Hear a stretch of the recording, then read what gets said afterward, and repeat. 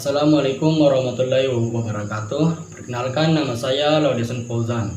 Di sini saya akan menjelaskan kesimpulan materi pengantar teknologi informasi yang telah saya rangkum.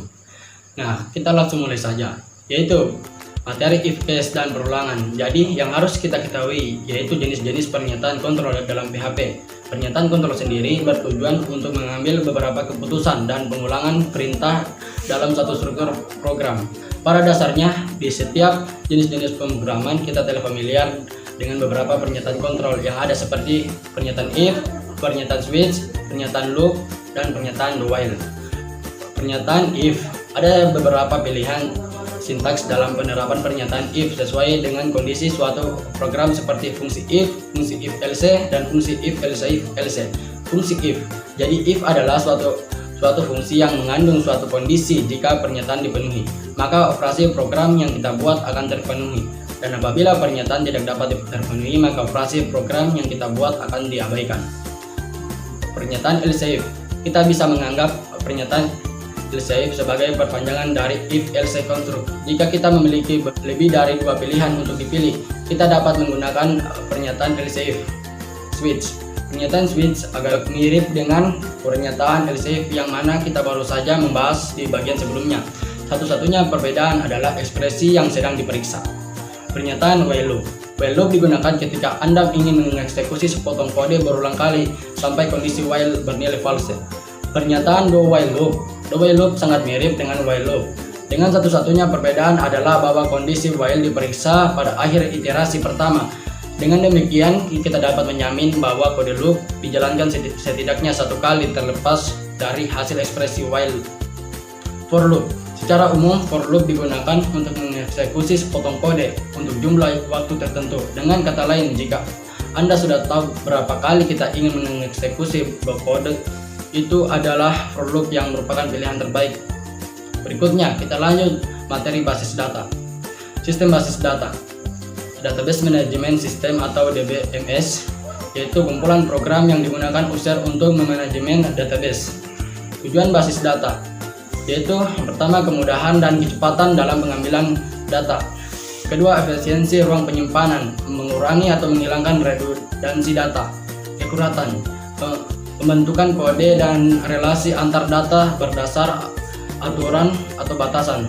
Tipe data, domain data, bentuk data, dan untuk menekankan ketidakakuratan saat entry penyimpanan data. Data definition language, yaitu sebuah skema database dibuat berdasarkan sekumpulan definisi-definisi yang diekspresikan dalam sebuah bahasa khusus yang disebut dengan data definition language. Data manipulation language, yaitu manipulasi data berarti pertama, retrieval, yaitu mengambil informasi dari database. Insertion, menambahkan data baru ke database. Deletion, menghapus data dari database. Modification, mengubah data dalam database. Berikutnya kita lanjut ke materi konsep dasar jaringan komputer. Tujuan jaringan komputer adalah untuk yang pertama, resource sharing, yang kedua, high reliability atau keandalan tinggi, ketiga, menghemat uang, empat, stability atau skalabilitas, yang kelima, medium komunikasi, enam, akses informasi luas, tujuh, komunikasi orang ke orang, 8, hiburan interaktif. Ciri-ciri infrastruktur LAN adalah sebuah jaringan komputer yang menjangkau satu area geografis. Yang kedua, menyediakan servis dan aplikasi kepada seseorang dalam suatu struktur organisasi yang sama. Sebuah LAN biasanya diadministrasikan oleh satu pengelola. Ciri-ciri infrastruktur WAN, di mana yang pertama, di mana bagian dari sebuah perusahaan atau organisasi dipisahkan oleh area geografis yang cukup jauh. Yang kedua, dibutuhkan sebuah telecommunication service provider untuk menghubungkan beberapa LAN di beberapa lokasi yang berbeda. WAN membutuhkan peralatan khusus untuk dapat mengintegrasikan beberapa jaringan komputer lokal. Berikutnya kita akan langsung ke materi IP address. IP address atau alamat IP adalah alamat yang menjadi tanda pengenal untuk setiap host yang terhubung ke jaringan dengan internet. Berdasarkan aturan dari internet, setiap host yang akan terhubung ke jaringan yang berbasis IP harus memiliki IP address.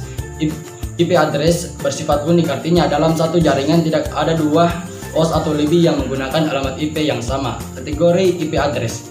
IP statistik merupakan IP address yang secara permanen dimiliki oleh sebuah mesin. IP dinamik, IP address pada sebuah mesin yang selalu berubah sesuai dengan pemakaian IP address dalam jaringan pada saat itu yang diatur oleh DHCP server. Selanjutnya kita memasuki ke materi email.